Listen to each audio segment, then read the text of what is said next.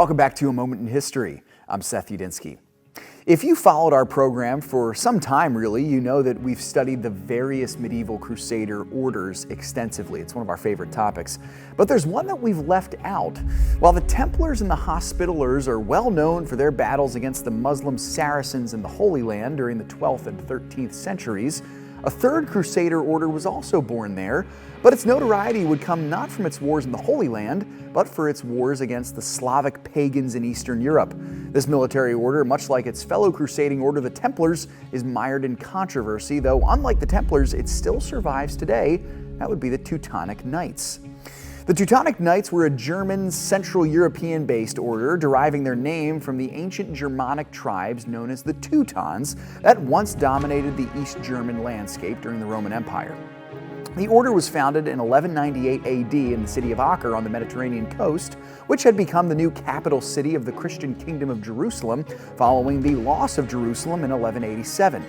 In its first 100 years of existence, the Teutonic Knights fought against the Templars and the other Crusaders to try and gain back the lands lost to the Muslims in the 13th century, and very much like the Templars, they largely failed to do so, finally being expelled from the Holy Land for good with the fall of 𝙎𝙎𝑐𝑎 in 1291.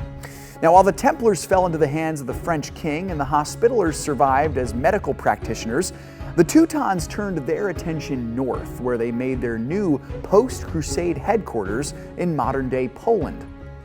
So in Poland, the Teutons would find a new infidel with whom to war, the pagan Eastern European tribes, which, unlike their Western counterparts, were not Christianized during the fall of the Roman Empire in the 4th, 5th, and 6th centuries AD.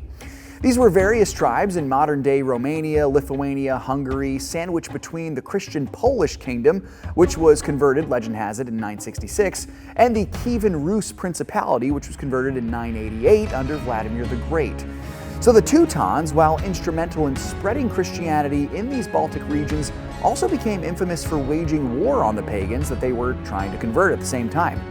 They initially fought alongside the Polish army in the 14th century, but in the 15th century, the Poles had basically had enough of them and teamed up with the Lithuanians to batter the Templars at the Battle of Grunwald in 1410. Now, Grunwald proved to be the beginning of the end for the Teutons in the Balkans. In the 16th century, the Teutons were almost eliminated entirely when their Grand Master converted to Protestantism.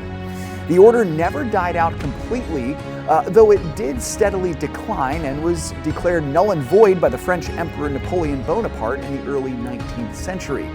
The Teutonic Knights still held some land in Central Europe, and the order was given new life in Austria in the 19th and 20th centuries, where it remains to this day as a Catholic religious order, though no longer a military group.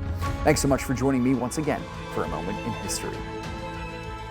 If you enjoyed this video, remember to like and subscribe. And if you want us to cover one of your favorite moments in history, you can tell us in the comments. Now stay tuned for some new content.